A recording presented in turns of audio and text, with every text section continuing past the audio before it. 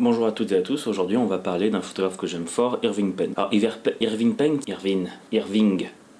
C'est qui Irving Penn? Irving Penn, c'est à peu près 70 ans dans la photographie, développement argentique testé, des expériences photographiques abouties, un talent indéniable, un hôtel, Trivago. Surtout ce qui va ressortir du travail de Irving Penn, en fait, ça va être son attachement à l'être humain, ou comment il travaille avec les gens. D'ailleurs, petite anecdote, où avant de commencer la photographie, il a d'abord voulu être peintre, il est même parti à Mexico pour ça, mais le bonhomme n'a pas du tout aimé ce qu'il faisait, il trouvait ça pas terrible, du coup il a tout cramé. Son appartement en prime, non pas du tout. Il a sûrement brûlé ça dans une cheminée ou dans un lieu sécurisé. Brûlez pas n'importe quoi, ni n'importe où.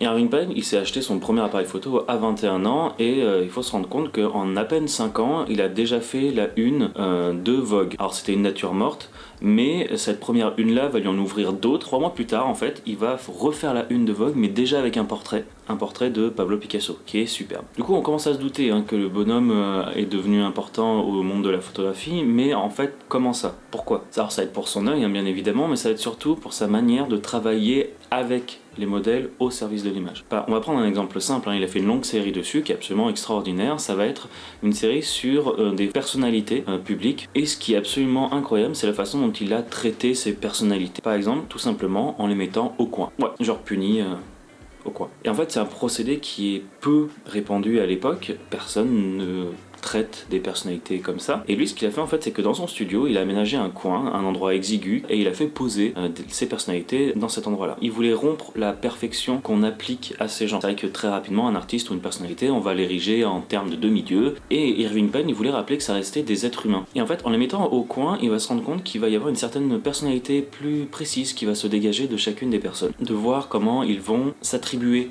finalement le coin, va en dire long sur eux. Aussi, ce qui a rendu célèbre, ça va être son travail dans la mode, un peu à l'instar de son collègue Richard Avedon. Par contre, contrairement à ce dernier, Irving Penn va travailler presque exclusivement à la lumière naturelle et exclusivement en studio. Et finalement, c'est pas complètement déconnant de travailler uniquement en studio, sachant qu'il va vraiment mettre la personne et l'être humain au cœur de son travail. Le studio va permettre de détacher chaque être humain d'un contexte, le prendre entièrement. Et c'est aussi pour ça que même ces photos de mode, finalement, sont assez proches du portrait. Et par exemple, une des raisons pour laquelle j'aime énormément son travail, c'est que quand on lui a demandé de caractériser la mode en seulement 5 images, il va pas travailler le vêtement pour faire ressortir le vêtement, il va avoir 5 modèles différents et faire ressortir la personnalité du modèle, mais qui porte ces vêtements. Je sais pas si vous voyez la nuance. Finalement, ces modèles ne sont pas juste des porte-manteaux, comme on peut le voir énormément dans la mode, ça va être des personnes, des personnalités, des êtres humains forts avec un caractère, qui vont en plus aborder ce vêtement. Donc finalement ça donne quand même une dimension de vie assez importante. Ce qui est assez intéressant, c'est que en plus de la mode, va avoir travaillé sur les petits métiers.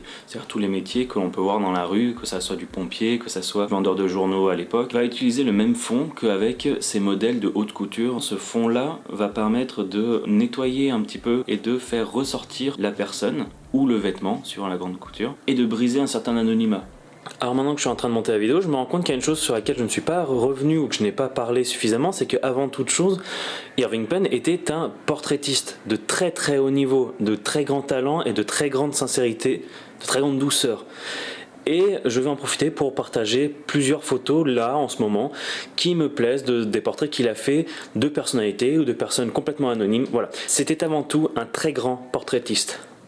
Ensuite, Irving Penn, c'est aussi une tentative de faire évoluer les mœurs et le regard sur le corps de la femme. Il va avoir fait un long travail de nu et contrairement à beaucoup de ses collègues, il ne va pas shooter des femmes avec des corps longilignes, des corps d'oiseaux comme il l'appelle. Il va travailler avec des femmes qui sont pulpeuses et le fait de choisir des femmes au corps plus voluptueux va vraiment faire de lui un anticonformiste à l'époque. Alors que finalement, il va se rapprocher de ce qu'a fait l'art à peu près à toutes les époques que de présenter une certaine bonne santé, féminité ou fertilité par le corps de la femme qui est vivant, qui est charnu, qui est imposant. Et une autre raison qui fait que j'aime très fort cette personne, et il va vivre en toute discrétion son art. C'est-à-dire que l'air d'un avec une carrière remarquable de 70 ans et être acclamé comme un des plus grands photographes du XXe siècle et en étant partagé par les plus grands magazines de l'époque, on sait qu'il a toujours refusé d'être sous les feux des projecteurs. C'est quelque chose qu'il n'appréciait pas. Il avait un manque de confiance en lui très fort, sûrement un syndrome de l'imposteur,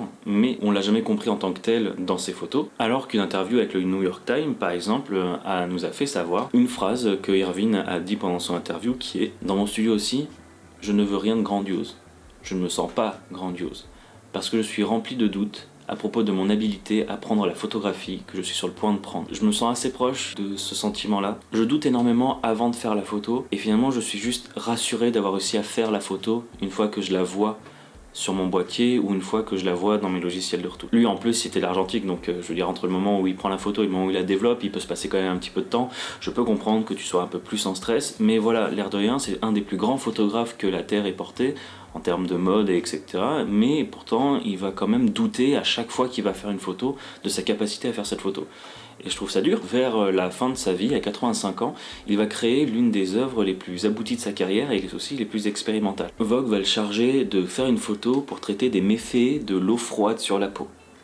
Écoutez, on fait ce qu'on peut. Et c'est ainsi que Irving Penn va créer Hell in Ice. Ça fait partie de l'humour photographe qu'on retrouvait vachement à l'époque, qui était de faire une commande ou une photo et de laisser dedans un certain cynisme par rapport au contrat qu'on lui a donné. C'est-à-dire qu'il a honoré le contrat magnifiquement, mais comme si il donnait son point de vue dessus par sa photo, dans le sens où je pense qu'il trouvait très con finalement de faire un texte sur l'impact de l'eau froide sur la peau, et du coup il a proposé une photo qui finalement pue le cynisme, et j'adore. Donc voilà, c'était une vidéo rapide sur Irving Penn, qui est un photographe que j'aime fort. J'espère que ça vous a plu, je compte en faire sur plusieurs autres photographes, et je vous dis à bientôt. N'hésitez pas à mettre un pouce bleu ou un commentaire, ou de partager, ou les trois en même temps, ça fera gagner un peu de visibilité à mon travail, et je vous dis à bientôt.